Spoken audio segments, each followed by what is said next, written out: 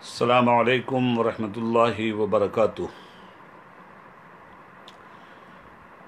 نحمدہ ونصلی علی حبیبہ الکریم، اما بعد، فاعوذ باللہ من الشیطان الرجیم، بسم اللہ الرحمن الرحیم۔ والتین والزیتون وطور سینین وہذا البلد الامین، لقد خلقنا الانسان فی احسن تقویم ثم رددناہ اسفل سافلین الا الذین آمنوا وعملوا الصالحات فلہم اجر غیر ممنون فما یکذبک بعد بالدین الیس اللہ باحکم الحاکمین۔ صدق اللہ العلی العظیم۔ محترم برادران اسلام، سامعین و سامعات، کچھ عرض و شنید سے پہلے آئیے ہم بارگاہ رسالت میں ہدیہ درود و سلام پیش کرنے کی سعادتیں حاصل کریں۔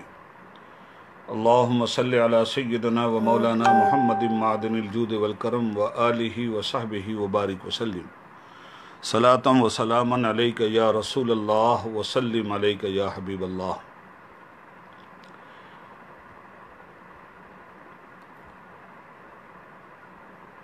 برکات رمضان کے اس مبارک پروگرام میں رمضان شریف کی برکتیں اور نعمتیں آپ تمامی لوگوں کو مبارک ہوں۔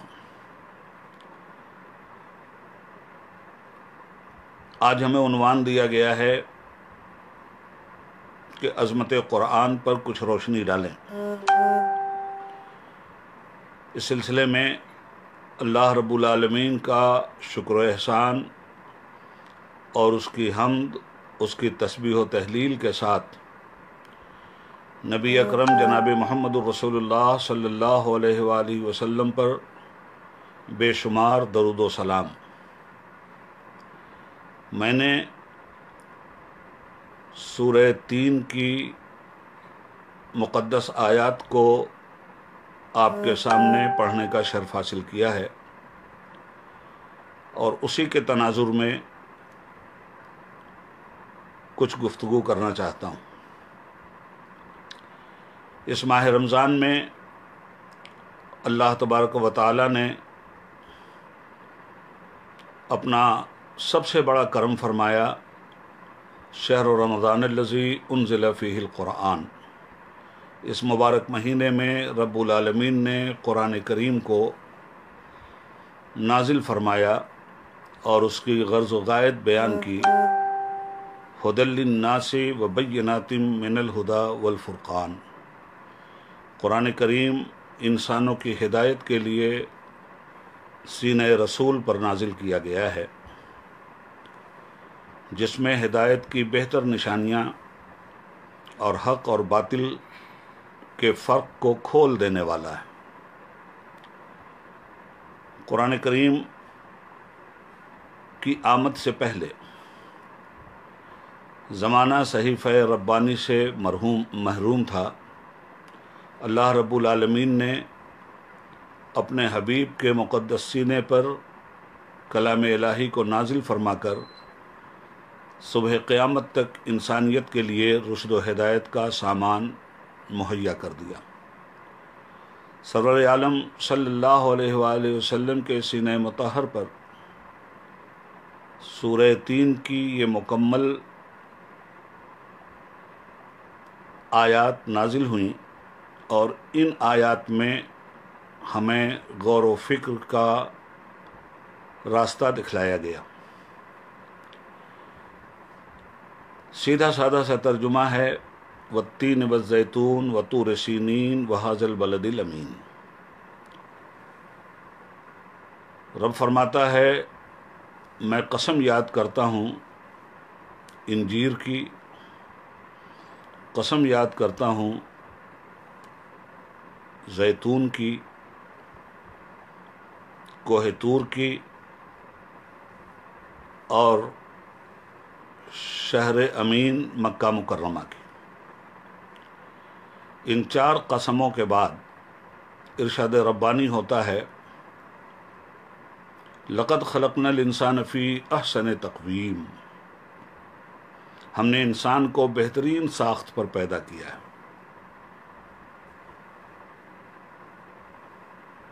ثم رددناہ اسفل سافلین، پھر ہم ہی نے یہ فیصلہ کیا کہ ہم اس کو پستیوں میں گرا دیں گے، ڈال دیں گے،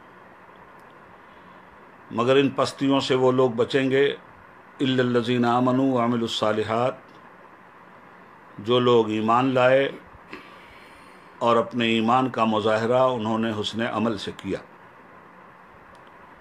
فلہم اجر غیر ممنون، ایسے لوگوں کا اجر بے انتہا ہے، نہ ختم ہونے والا ہے۔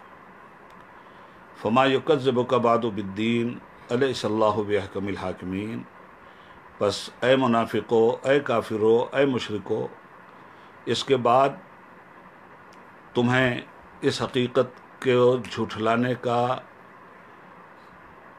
جو رویہ تم نے اختیار کیا ہے وہ قطعاً نادرست ہے۔ اللہ سے بڑا حکم دینے والا کون ہے، حاکم الحاکمین کون ہے، فیصلہ سنانے والا کون ہے؟ یہ تو رہے ان آیات کے ترجمے۔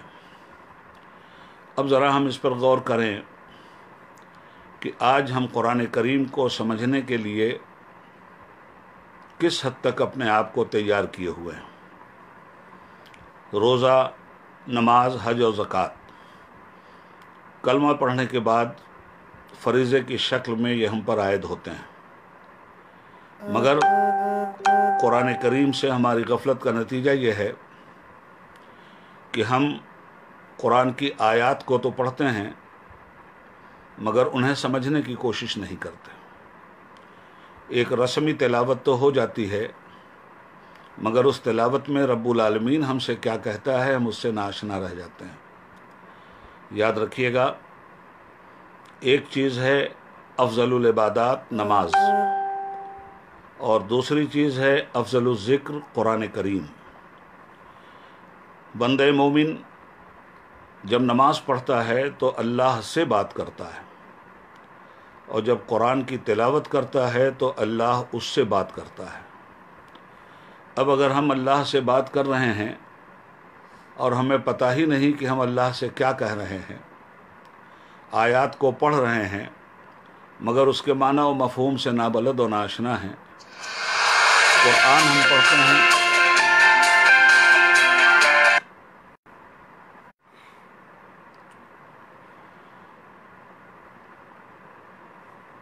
قرآن کریم میں ہم کیا پڑھ رہے ہیں اور اللہ ہم سے کیا بات کر رہا ہے ہمیں اس کی بھی خبر نہیں ہوتی۔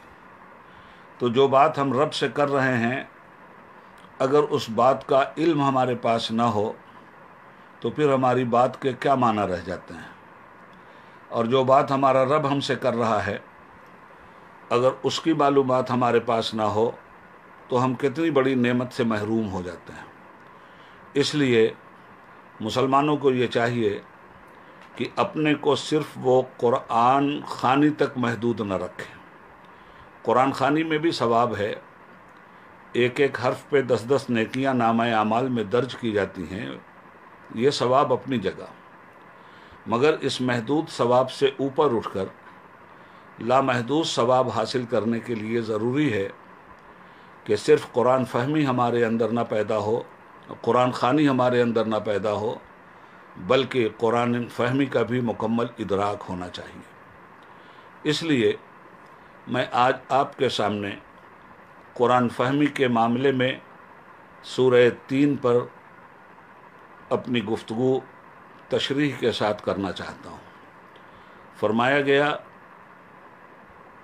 قسم کھاتا ہوں انجیر کی، زیتون کی، طور سینین کی، بلد الامین کی،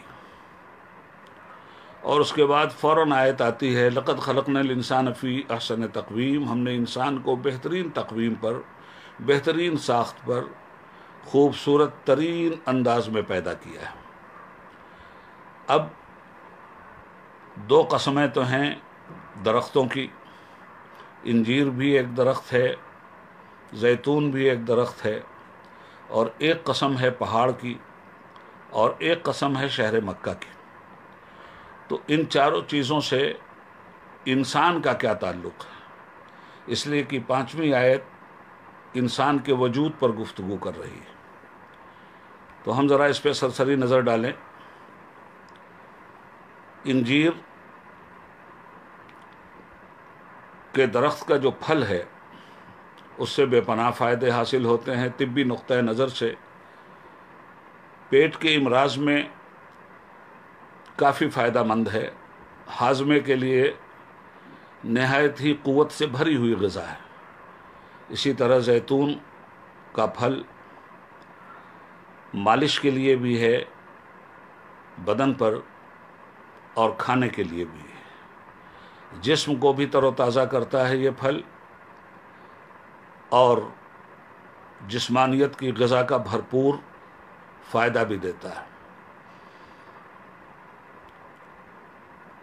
جہاں تک انجیر کے درخت کا سوال ہے، اس کی قسم کیوں یاد کی گئی، اس پر نظر ڈالیے۔ اس پر نظر ڈالنے کے لیے ہمیں انسان کی تخلیق کے پس منظر میں جانا ہوگا۔ جب آدم علیہ السلام کو پروردگار عالم نے پیدا کیا اور جنت کو ان کا مسکن بنایا، جنت الفردوس میں رہنے والا یہ عظیم انسان رب کی نعمتوں سے، لازوال نعمتوں سے فائدہ اٹھاتا رہا۔ نہ کام کرنے کی ضرورت تھی، نہ محنت و مشقت کی ضرورت تھی۔ حکم ہوا جنت میں جہاں چاہو چلو پھرو، جنت کی نعمتوں کا جس طرح سے چاہو تم دونوں میاں بیوی اس کا استعمال کرو۔ فلا تقربا هذه الشجرہ فتکونا من الظالمین۔ ہماری صرف یہ بات یاد رکھنا کہ ہر نعمت کی تمہیں اجازت دی گئی ہے، مگر ایک درخت کو نشان کے طور پر دکھلا دیا گیا کہ اس کے قریب مت جانا، اس کا پھل مت کھانا۔ فَأَزَلَّهُمَ الشَّيْطَانُ، پھر شیطان نے ان دونوں کو ذلت دے دی، بہکایا، اور فرمان الہی ان کے دل و دماغ سے محو ہوا، اور اس کے چکر میں آ کر دونوں میاں بیوی نے اس کا پھل کھا لیا۔ ارشاد فرمایا گیا تھا اس کے قریب مت جانا ورنہ تم حد سے گزر جانے والوں میں ہو جاؤ گے۔ فتکونا من الظالمین، اردو کے مترجمین نے بڑا ظالمانہ ترجمہ کیا ہے کہ اس درخت کے قریب مت جانا ورنہ تم ظالم ہو جاؤ گے۔ ظلم کا ترجمہ ہر جگہ ایک طرح سے نہیں ہوتا۔ قربان جائیے امام اہل سنت اعلیٰ حضرت فاضل بریلوی رحمۃ اللہ علیہ کے، انہوں نے ترجمہ کر کے عصمت نبوت کی بھی لاج رکھی ہے اور مفہوم قرآن کو بھی ادا کیا ہے۔ فلا تقربا هذه الشجرہ فتکونا من الظالمین، ہرگز اس درخت کے قریب مت جانا ورنہ تم حد سے گزرنے والوں میں ہو جاؤ گے۔ حد سے گزر گئے، نتیجہ کیا ہوا؟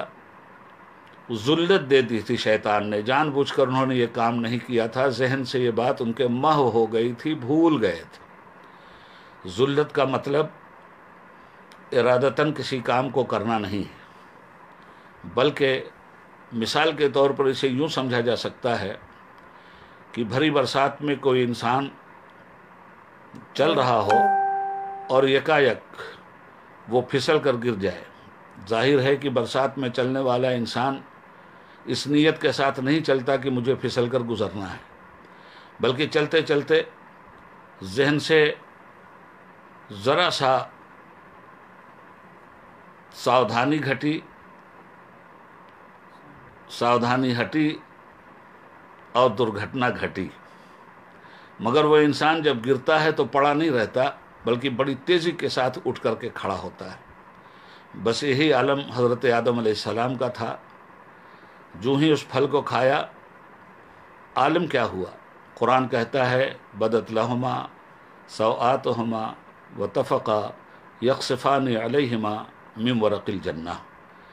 دونوں نے جب اس پھل کو کھایا تو ان کے بدن کے کپڑے ان کے بدن سے گر گئے، مادرزاد برہنہ ہو گئے، اور جب یہ انہوں نے اپنی برہنگی دیکھی تو مارے شرم کے ستر عورت چھپانے کے لیے انہوں نے ہاتھ پیر مارے۔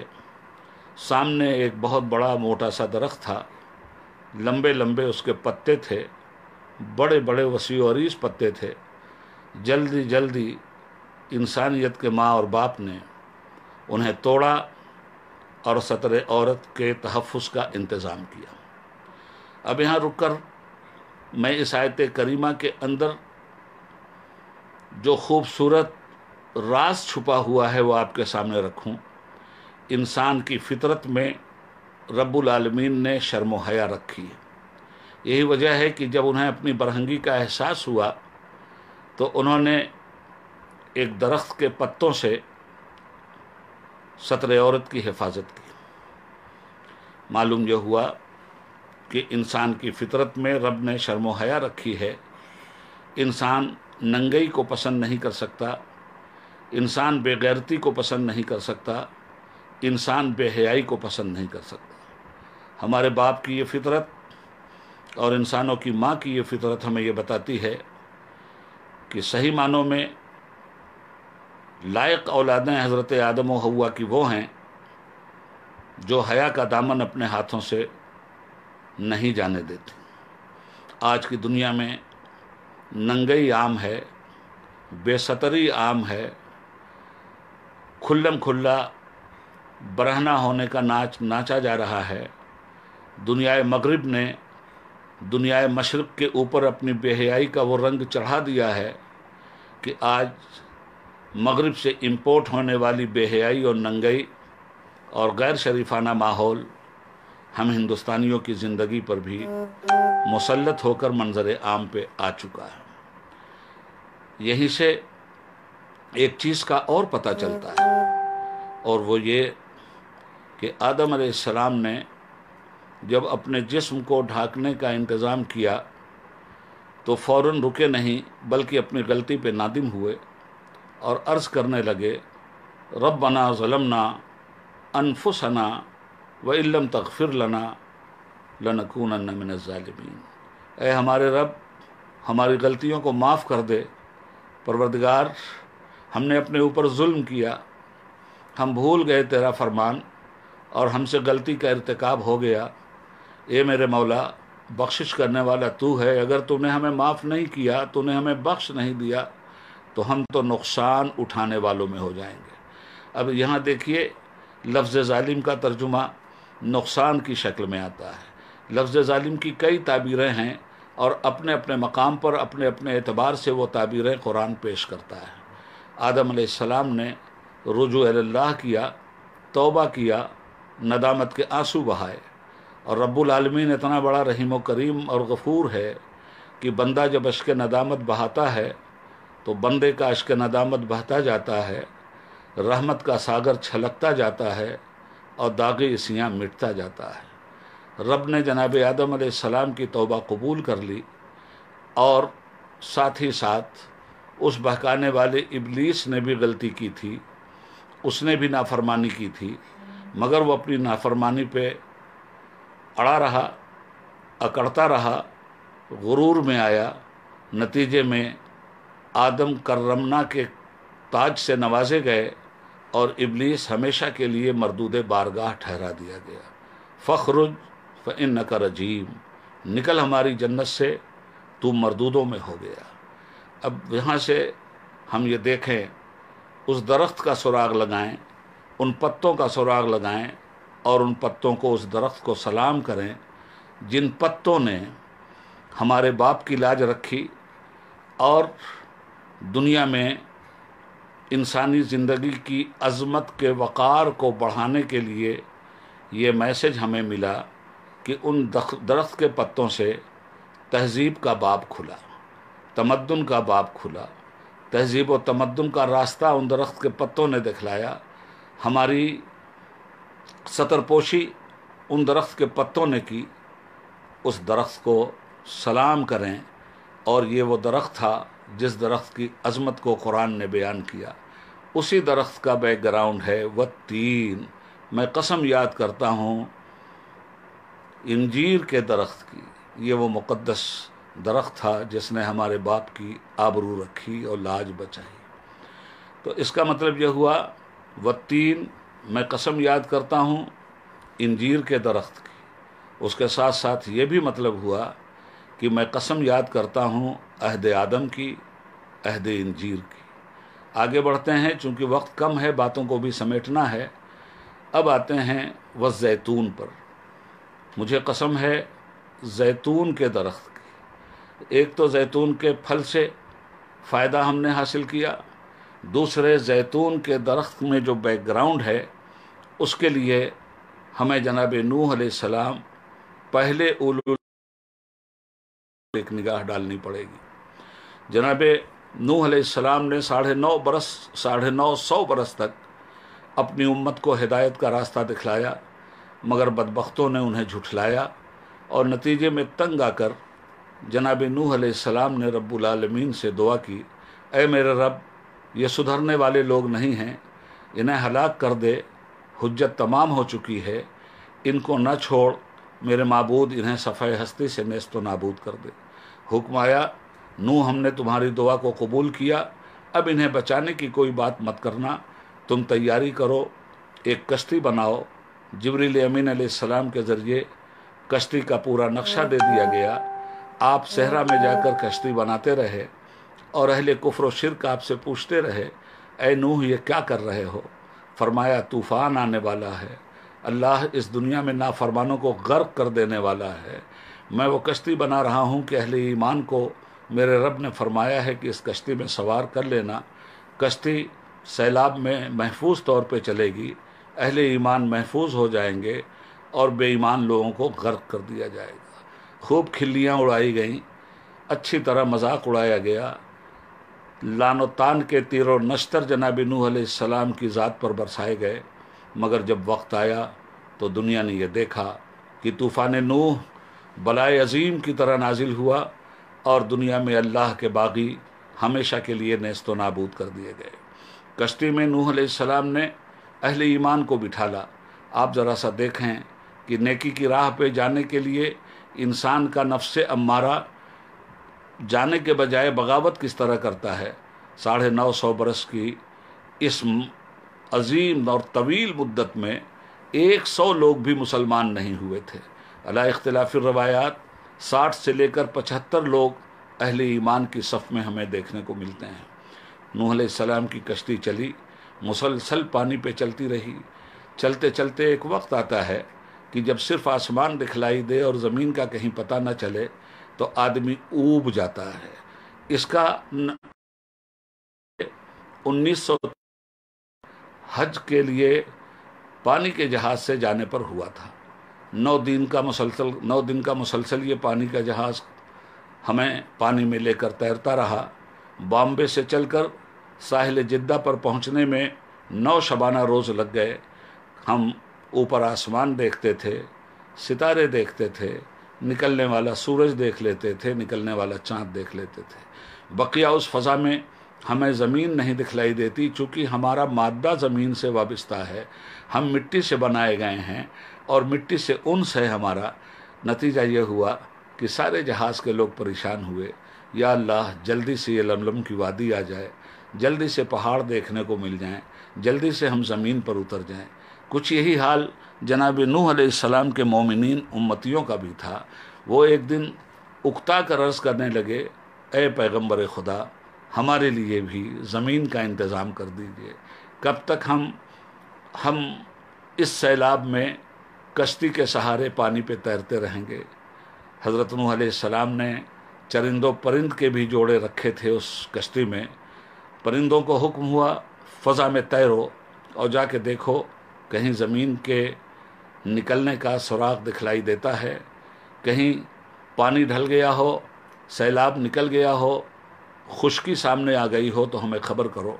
تھوڑی دیر کے بعد وہ پرندے واپس آتے ہیں اور پرندوں کے منقار میں، منقار کہتے ہیں چونچ کو، پرندوں کے منقار میں درخت کے پتے تھے، انہوں نے لا کر قدم ناز نبوت پہ نچھاور کر دیا.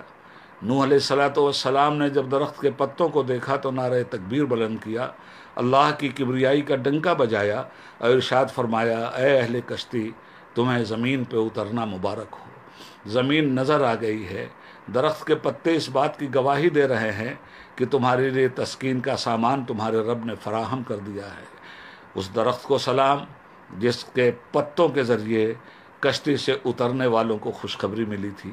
یہ درخت کوئی اور نہیں تھا، یہ درخت زیتون کا درخت تھا، جس کی قسم پروردگار فرماتا ہے، والزیتون، میں قسم یاد کرتا ہوں زیتون کے درخت کی۔ اب ہم چلتے ہیں تیسری آیت کی طرف۔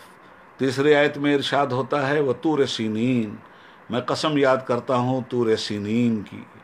طور سینین وہ جبل طور جس کا تذکرہ ہم بار بار پڑھتے ہیں، جس پر موسیٰ علیہ السلام کو نبوت اور رسالت عطا کی گئی تھی، جس پہاڑ پر ایک درخت کے ذریعے اللہ نے موسیٰ علیہ السلام سے کلام فرمایا تھا۔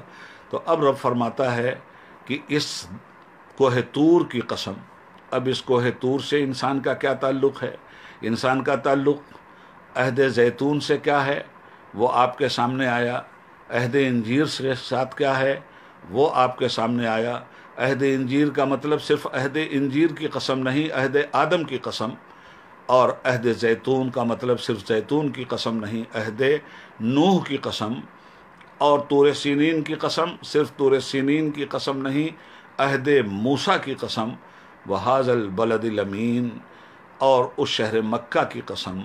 شہر مکہ میں یہی رمضان المبارک ہے جس کی برکات رمضان کے صدقے میں نبی اکرم صلی اللہ علیہ وسلم جبل النور میں فروکش ہیں، عبادت الہی میں مصروف ہیں، اور ٹھیک ایسے عالم میں فرشتہ ربانی آتا ہے اور 5 آیتیں لے کر کے اترتا ہے، اقرا بسم ربک الذی خلق، خلق الانسان من علق، اقرا وربک الاکرم الذی علم بالقلم، علم الانسان ما لم یعلم۔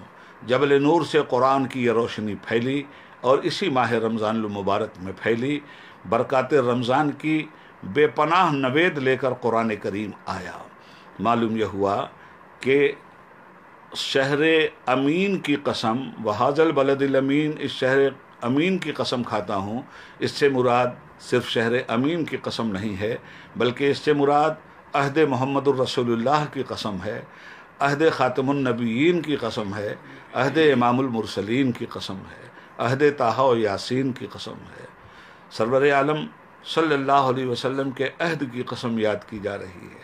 اب ان چاروں آیتوں سے انسان کا تعلق یہ ہے کہ اگر یہ انسان عہد آدم سے اپنے آپ کو جوڑ کر رکھے، عہد موسیٰ اور عہد نوح سے اپنے آپ کو جوڑ کے رکھے، محمد الرسول اللہ صلی اللہ علیہ وسلم کی ذات سے اپنے اور ان کی بات سے اپنے آپ کو جوڑ کر رکھے، تو لقد خلقنا الانسان فی احسن تقویم، تب یہ انسان احسن تقویم بنتا ہے۔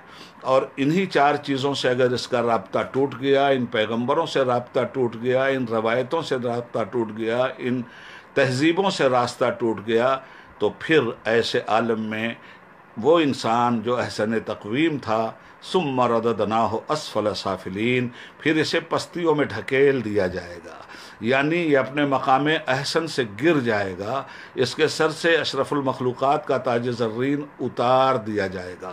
بلکہ اتار کیا دیا جائے گا، اس نے خود اپنے ہاتھوں سے اپنے سر سے لقد کرمنا بنی آدم کا تاج زرین اتار دیا۔ ان آیتوں کو اچھی طرح سے سمجھ لینا چاہیے۔ یہ ہے قرآن فہمی۔ صرف قرآن خوانی کے ذریعے یہ باتیں ہماری سمجھ میں نہیں آ سکتی کہ ہم سورہ 3 پڑھتے چلے جائیں یا کوئی دوسری سورت پڑھتے چلے جائیں اور اس کے معنی اور مفہوم کو نہ سمجھیں۔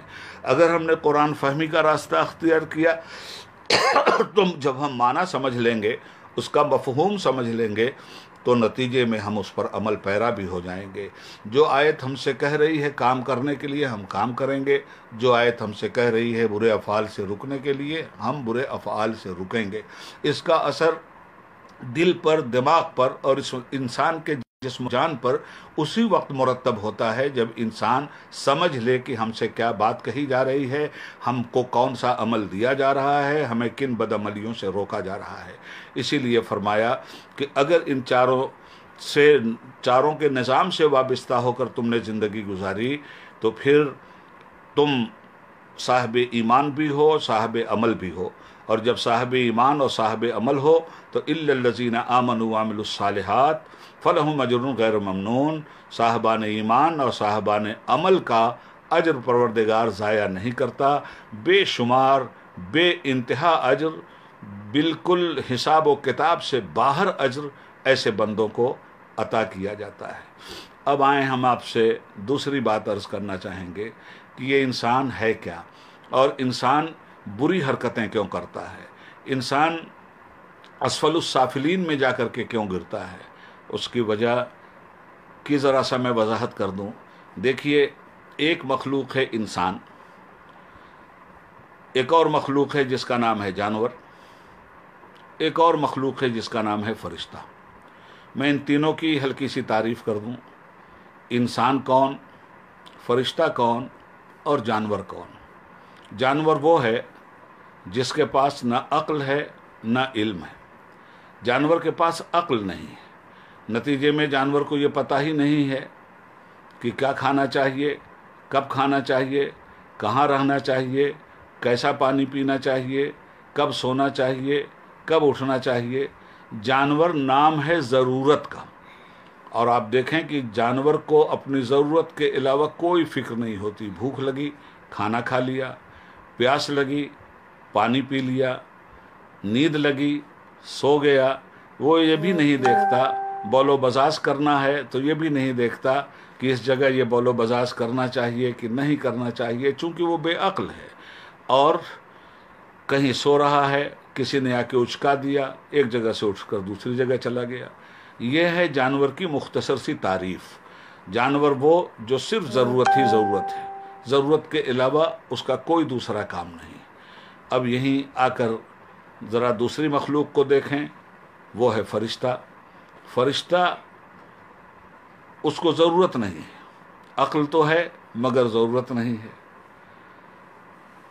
اب انسان کو ذرا دیکھا جائے، جس کو ضرورت بھی ہے اور جس کے پاس عقل بھی ہے، تو جہاں صرف ضرورت ہے وہ ہے جانور، جہاں صرف عقل ہے ضرورت نہیں وہ ہے فرشتہ، اور جہاں عقل اور ضرورت دونوں ہیں اس کا نام ہے انسان۔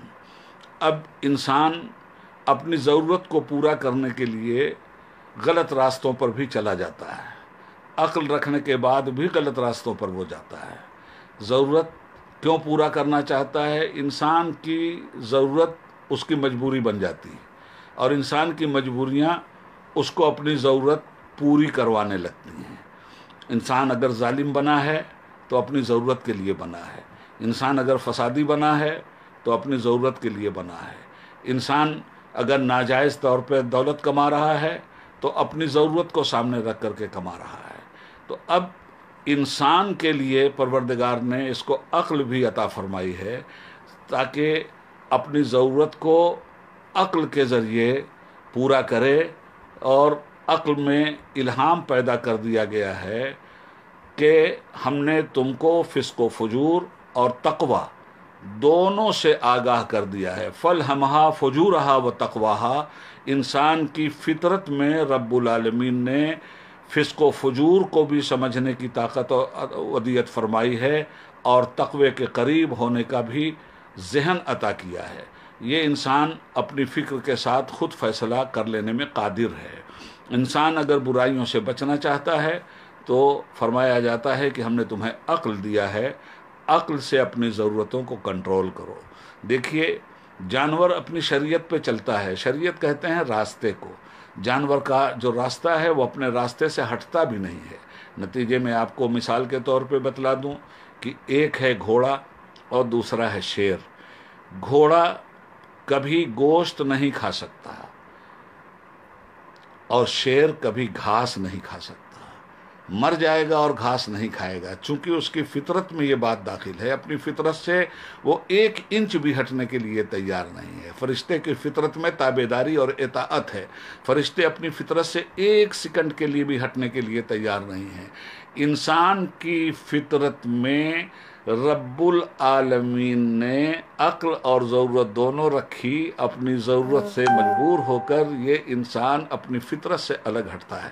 تو جب یہ اپنی فطرت سے الگ ہٹتا ہے تو اس انسان سے کہا جاتا ہے کہ اے انسانوں، تمہیں اللہ تعالیٰ اپنے نبیوں کے ذریعے اپنی شریعت عطا کرتا ہے، اس لیے اپنی عقل کو شریعت کے مطابق استعمال کرو اور انہی ضرورتوں کو پورا کرو جن ضرورتوں کو پورا کرنے کی شریعت حکم دیتی ہے۔ اور اگر عقل بغاوت کر جاتی ہے پھر بھی آدمی نہیں مانتا، تو حکم ہوا کہ اگر تمہاری عقل بغاوت کرتی ہے، ضرورت کو کنٹرول کرنے کے لیے عقل کا استعمال کرو، عقل سے کنٹرول کرو، اور عقل اگر بغاوت کر جائے تو اس کو علم سے کنٹرول کرو۔ تو عقل اور علم اگر یہ دونوں صحیح راستے پہ چلیں تو انسان صحیح منہج کا راہی ہوتا ہے، اور عقل اور علم دونوں مل کر اگر بغاوت کر دیں تو آپ پھر دیکھیں کہ ایٹم بم برستے ہیں دنیا پر، ہیروشیما پہ بم برسائے گئے، انہی عقل اور علم والوں نے برسایا تھا۔ بغداد کی اینٹ سے اینٹ بجا دی گئی، انہی عقل اور علم والوں نے ایسا کام کیا تھا۔ لیبیا برباد کر دیا گیا، انہی عقل اور علم والوں نے ایک برا کام انجام دیا تھا۔ بم برسائے گئے، بم بھی بنتا ہے تو عقل و علم کی بنیاد پہ بنتا ہے، مگر عقل و علم جب بغاوت کرنے پہ اتر آئے تو دنیا آگ میں جھلستی ہے، پرچم شعلہ سرخ بلند ہوتا ہے اور انسانیت کا خیمہ جل کر اس کے جسم و جسمانیات کے ساتھ خاکستر ہو جاتا ہے۔ تو عقل اور علم جب بغاوت کرتے ہیں تو دنیا تباہی کا منظر دیکھتی ہے۔ تو عقل جب بغاوت کرے تو علم سے کنٹرول کرو، اور عقل و علم بغاوت کریں تب کیا کیا جائے؟ تو پھر ضمیر سے کنٹرول کرو، اپنے ضمیر سے، انترآتما سے کنٹرول کرو۔ تمہارے پاس طاقت ہوگی مگر طاقت ہونے کے باوجود تم غلط کام نہیں کرو گے، تو ضمیر کو سے، انترآتما سے عقل اور علم کو کنٹرول کیا جاتا ہے۔ اور عقل و علم کو کنٹرول کرنے کے لیے ارشاد فرمایا گیا، کیا تمہیں یاد نہیں کہ تمہارے پیغمبر کو ہم نے اسی نعمت سے نواز کر کے تو دنیا میں بھیجا تھا، وَيُعَلِّمُهُمُ الْكِتَابَ وَالْحِكْمَةَ وَيُزَكِّيهِمْ، ہم نے تمہارے پیغمبر کو کتاب دی تھی، علم دیا، اور ضمیر کو کنٹرول کرنے والا بنایا، نفس کا تزکیہ کرنے والا بنایا۔ تو عقل اگر بغاوت کرتی ہے علم سے کنٹرول کر لینا، علم بغاوت کرتا ہے تو محمد الرسول اللہ صلی اللہ علیہ وسلم کے پاس چلے جانا، وہ تمہارے قلب کا تزکیہ کر دیں گے۔ تو تزکیہ کا اختیار نبی اکرم صلی اللہ علیہ وسلم کو عطا کیا گیا، یہ تعریف و توصیف ان کی ہے، مزکی وہ ہیں، مجلہ وہ ہیں، مصفہ وہ ہیں، مزکہ وہ ہیں۔ اب آدمی سرکار کے پاس چلا گیا اور اس کا تزکیہ ہو گیا، نتیجے میں ہم دیکھتے ہیں کہ جن لوگوں نے اللہ کے نبی کو قبول کیا تھا خود نہ تھے جو راہ پر، اوروں کے ہادی بن گئے۔ کیا نظر تھی جس نے مردوں کو مسیحا کر دیا، ایک عرب نے آدمی کا بول بالا کر دیا، خاک کے ذروں کو ہندوش ثریا کر دیا۔ ایک بنیادی اور آخری نقطہ وہ یہ ہے میرے سامنے کہ سرکار دو عالم صلی اللہ علیہ وسلم 11 ہجری تک اس دنیا میں ظاہری زندگی کے ساتھ رہے، اور اس کے بعد حضور نے دائی اجل کو لبیک کہا۔ آج اللہ کے حبیب ظاہری اعتبار سے ہمارے سامنے نہیں ہیں، مگر اپنی قبر انور میں اسی طرح اللہ کا حبیب اپنے جسم و جان و روح کے ساتھ زندہ و تابندہ و پائندہ و درخشندہ ہے، جس طرح اللہ کے حبیب مکہ کی گلیوں کو نواز رہے تھے، مدینہ شریف کی سرزمین پر اس زمین کو عرش معلیٰ بنا رہے تھے۔ سرور کونین صلی اللہ علیہ وسلم کے جانے کے بعد اب یہ سوال پیدا ہوتا ہے کہ اب کیا کیا جائے، اس لیے کہ تزکیہ کرنے والا تو چلا گیا، عقل کو کنٹرول کرنے والا چلا گیا، علم کی بغاوت کو کنٹرول کرنے والا چلا گیا، انترآتما کی بغاوت کو کنٹرول کرنے والا چلا گیا۔ تو کیا 11 ہجری کے بعد سے لے کر آج 1400 سال کا زمانہ بیت گیا ہے تاریخ کا، اتنے زمانے میں جو لوگ پیدا ہوئے آخر ان کا تزکیہ کیسے ہوگا؟ اتنے زمانے میں جو لوگ پیدا ہو گئے ان کے لیے محمد رسول صلی اللہ علیہ وسلم مزکا و مصفہ کیسے ہوں گے؟ اس لیے کہ وہ تو چلے گئے. یہی وہ منزل ہے جہاں امام محمد رضا فاضل بریلوی رحمۃ اللہ تعالیٰ علیہ نے نور کی شعاعیں بکھیر کر ہدایت کا بھرپور ذخیرہ اور سامان امت مسلمہ کو دیا ہے. وہ کہتے ہیں تو زندہ ہے واللہ، تو زندہ ہے واللہ، میرے چشم عالم سے چھپ جانے والے چمک تجھ سے پاتے ہیں سب پانے والے، میرا دل بھی چمکا دے چمکانے والے. اے لوگو اس غلط فہمی میں مت رہنا کہ ضمیر کا تزکیہ کرنے والا مردہ ہے، ضمیر کا تزکیہ کرنے والا مر چکا ہے. کل نفس ذائقۃ الموت کے تحت تو موت یقینی اور برحق ہے. وہ موت مصطفیٰ پہ بھی طاری ہوئی تھی، وہ حضور کے دربار میں بھی موت آئی تھی، مگر ایک لمحہ کے لیے آئی تھی انہیں بھی موت، پھر ہمیشہ کے لیے ان کی موت مر گئی. آج بھی اللہ کا حبیب ہمارا تزکیہ کر رہا ہے، اس کی سیرت ہمارا تزکیہ کر رہی ہے، اس کا قرآن ہمارا تزکیہ کر رہا ہے، اس کا رمضان ہماری تزکیہ کر رہا ہے، اس کی نماز، اس کا حج، اس کا زکوٰۃ، اس کی شریعت، یہ سب کچھ آج کی دنیا کو بھی مزکہ، مجلہ اور مصفہ بنا رہے ہیں. شرط یہ ہے کہ لوگ صاحب ایمان بنیں، صاحب عمل بنیں، صاحب تقوی بنیں. یہ ہے قرآن کریم. اور قرآن کریم کی کچھ آیتوں کا ترجمہ اور اس کا ہلکا سا مفہوم میں نے اپنی بساط کے مطابق آپ حضرات کے سامنے رکھ دیا ہے. فضائل قرآن کے سلسلے میں یہ بہت بڑی بات ہے کہ قرآن نہ خود یہ کہ افضل ہے، بلکہ قرآن سے جو لوگ اپنا رشتہ جوڑ لیتے ہیں ان کو بھی افضل بنا دیتا ہے، ان کے بھی خانے زندگی میں فضائل کے انبار لگا دیتا ہے. نہ قرآن کا کل جواب تھا، نہ قرآن کا آج جواب ہے. قرآن کریم کا جواب تلاش کرنے والوں سے کہہ دیا گیا تھا فضائل قرآن کے منکرو، تم قرآن کریم کا جواب صبح قیامت تک نہیں لا سکتے. فَإِن لَّمْ تَفْعَلُوا وَلَن تَفْعَلُوا فَاتَّقُوا النَّارَ الَّتِي وَقُودُهَا النَّاسُ وَالْحِجَارَةُ وَأُعِدَّتْ لِلْكَافِرِينَ. اپنے جہنم میں جانے کا سامان تو کر سکتے ہو، مگر وَإِن كُنتُمْ فِي رَيْبٍ مِّمَّا نَزَّلْنَا عَلَىٰ عَبْدِنَا فَأْتُوا بِسُورَةٍ مِّن مِّثْلِهِ وَادْعُوا شُهَدَاءَكُم مِّن دُونِ اللَّهِ إِن كُنتُمْ صَادِقِينَ. ہماری کسی بھی آیت کریمہ کا تم جواب نہیں لا سکتے. جواب لانے کی بڑی کوشش کی گئی تھی کہ فضائل قرآن میں تخفیف کے ناپاک منصوبے کامیاب کر لیے جائیں. اہل عرب نے قرآن کا جواب لانے کے لیے بے پناہ کوشش کی. اللہ کے حبیب سے فرمایا اللہ تعالیٰ نے کہ میرے حبیب صرف قرآن کی سب سے چھوٹی سورت کی ایک آیت انا اعطیناک الکوثر خانہ کعبہ پہ آویزاں کر دو اور کہہ دو ان ظالموں سے کہ لاؤ اس کا جواب. جواب لانے کے لیے انہوں نے بڑے بڑے قابل ادیبوں اور اپنے ہم اثروں کو تلاش کیا. ایک بہت قابل آدمی جو مکہ مکرمہ سے باہر نکل کر پہاڑ کی کھوہ میں اپنی زندگی صرف اس لیے گزار رہا تھا کہ اس کا عربی ادب برباد نہ ہو جائے، لوگوں کے گھال میل میں اس کی زبان محتمل صدق و کذب نہ ہو جائے، اپنے ادب کی حفاظت کے لیے، اپنے رسم و رواج کی حفاظت کے لیے، اپنی تہذیب تمدن کلچر کی حفاظت کے لیے، اپنے بیان کی حفاظت کے لیے، اپنی فصاحت و بلاغت کی حفاظت کے لیے وہ انسان دنیا سے کٹ کر پہاڑ کے کھوہ میں اپنی زندگی گزار رہا تھا.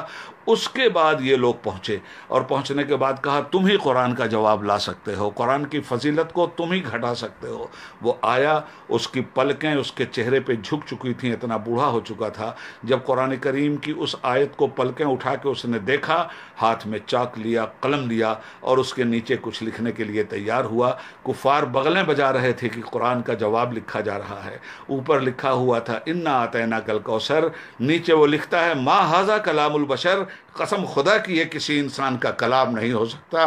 یہ ہے قرآن کریم جس کے فضائل سے دنیا متمتع ہوئی، اور جب تک مسلمانوں نے قرآن سے اپنا عملی رشتہ مضبوط رکھا اس وقت تک مسلمان فاتح عالم بنے رہے، اور جب مسلمانوں نے قرآن سے اپنا رشتہ کمزور کر دیا تو آج حالات ہمارے سامنے ہیں. بس پوری تقریر کا خلاصہ یہ ہے کہ اے مسلمانوں، قرآن سے اپنا رشتہ مضبوط رکھو، پختہ رکھو، ہر وہ کام کرو جو قرآن کہتا ہے اور ہر اس کام سے بچو جس سے قرآن بچنے کا حکم دیتا ہے. مگر یہ اسی شکل میں ہوگا جب ہم صرف قرآن خوانی نہ کریں بلکہ قرآن فہمی کے لیے بھی مستعد و تیار رہیں.